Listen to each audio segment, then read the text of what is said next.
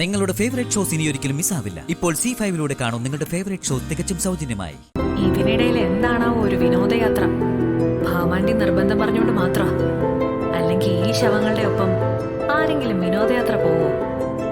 വിനോദത്തിന് പറ്റിയ ഓരോ സാധനങ്ങളും.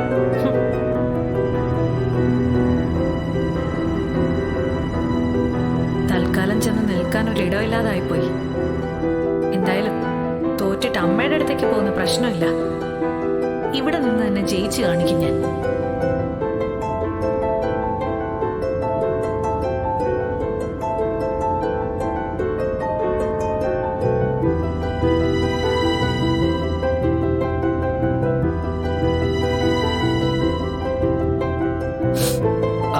അല്ല, ഈ കാറിന്റെ ഉള്ളിൽ എന്തത്ര മൂകത?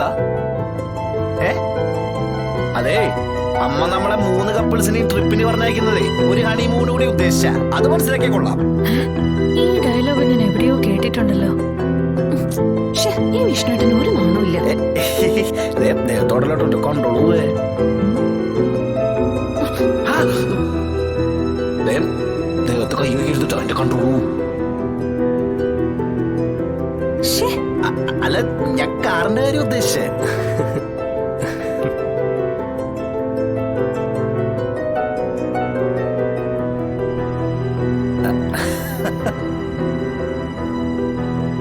എന്റെ വിഷ്ണു, എങ്ങനെ ഹാപ്പി ആവാനാ?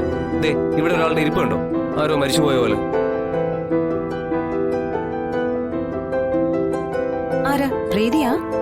അതെ, ആ കേസിന്റെ കാര്യം പറഞ്ഞത് മുതൽ ആള് വലിയ സങ്കടത്തില.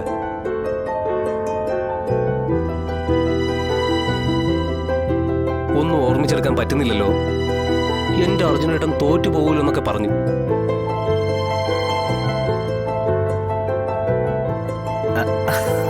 സത്യം പറഞ്ഞാലേ, ഇന്നലെ രാത്രി കരച്ചിലും ബഹളമൊക്കെ ആയിട്ട് എന്നെ ഒരു പൊടി ഉറക്കിയിട്ടില്ല.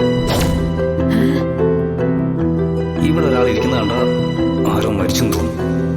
ഇന്നലെ രാത്രി സ്വപ്നം കണ്ട് പേടിച്ചും കരച്ചിലൊക്കെ ആയിട്ട് പൊടി ഉറക്കിയിട്ടില്ല. അതേ ഡയലോഗുകളും അതേ സിറ്റുവേഷനാണല്ലോ. കാറിനുള്ളിൽ ഇരിക്കുന്ന പൊസിഷൻ പോലും പഴയതുപോലെ.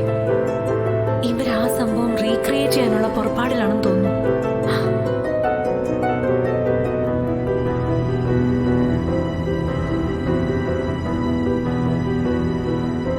ബുദ്ധി ഇവളുടെ ആയിരിക്കും.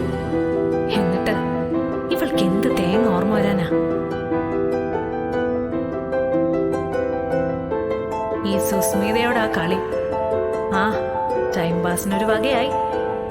ഇരുന്നു കൊടുത്തേക്കാം.